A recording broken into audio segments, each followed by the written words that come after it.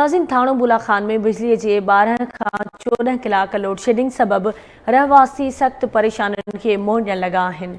शहबाज उमरानी की रिपोर्ट। थाणे बुलाखान में गर्मी की मौसम शुरू थींदे ही हेस्को वारनि बिजली की लोड शेडिंग पिण वधाए छॾी आहे, जंहिं सबब थाणे बुलाखान शहर जा रहवासी सख्त मुश्किलातुनि के मुंहुं ॾेई रहिया आहिनि। थाणे बुलाखान शहर में हेस्को आपदा तरफ़ां 12 खां 14 कलाक बिजली की डिघी लोड शेडिंग कई वञे थी, जंहिं सबब रहवासी परेशान आहिनि ऐं अज़ाब वारी ज़िंदगी गुज़ारे रहिया आहिनि। शहरी ऐं अफ़्तारी के वक़्त ते बिजली की लोड शेडिंग सबब रोज़ेदार पिण सख्त तकलीफ़ुनि के मुंहुं ॾेई रहिया आहिनि। बिजली की लोड शेडिंग सबब शहर में पानी की खोट पिण पैदा थी वही है ऐं बिजली ते हलंदड़ कारोबार पिण मुतासिर थियो आहे।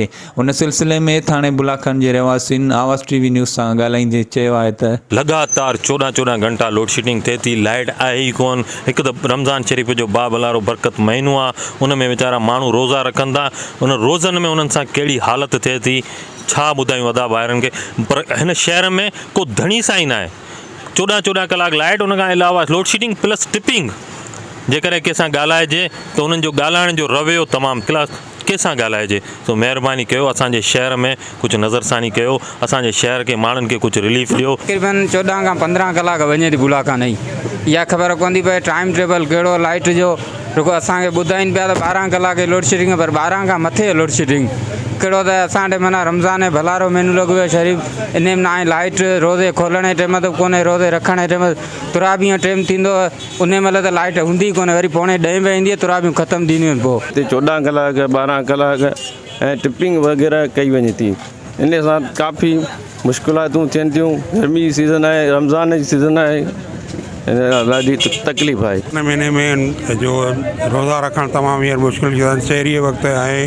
अफ़्तारी वक़्तु बिजली न हूंदी आहे, राति जो जेको मच्छर तमामु घणो आहे ऐं बिजली न माना ईंदी बि आहे त बि झटका पई ॾींदी आहे, केॾी महिल आहे केॾी महिल कोन्हे, तमामु घणी माना जेका तकलीफ़ थी है। क्या करें, कोस रहे हैं। पहले लोग कहते थे कि भाई इमरान खान, अब तो शहबाज शरीफ आ गया, अब क्या किया जाए। थाने बुलाखान में वैसे लोड शेडिंग का टाइम तो है 12 घंटे, हर 2 घंटे के बाद बिजली है, 2 घंटे बंद है, लेकिन कम से कम 16 घंटे तो हो ही जाते हैं। हर 2 घंटे जो बिजली आती है उसमें थोड़ी देर के लिए अगर बिजली जाती है उसका रिलीफ नहीं दिया जाता, उसको 12 घंटे नहीं किए जाते, उसको ज़्यादा किया जाता है। अपील कंदा थी तो मेहरबानी कयो, रमज़ान जे महीने जो कुछ ख्याल रखो। वाह तकरीबन 12 कलाक लोड शेडिंग है, पर 12 कलाक थियो, पर मुझे ख्याल में 5-6 कलाक हले थी।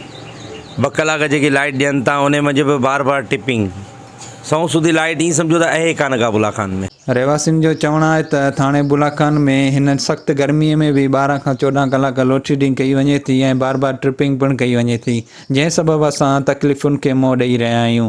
शहरी ऐं अफ़्तारी जे वक़्त ते बिजली न हुअण करे पिण तमामु घणियूं मुश्किलातूं पेश अचनि थियूं। हिननि वस वारनि खां मुतालबो कयो आहे त थाणे बुलाखान शहर में बिजली जी लोड शेडिंग के घटि करायो वञे ऐं माण्हुनि खे रिलीफ ॾिनो वञे। कैमरा टीम सां गॾु शहबाज उमरानी, आवाज़ टीवी न्यूज़, थाणो बुलाखान।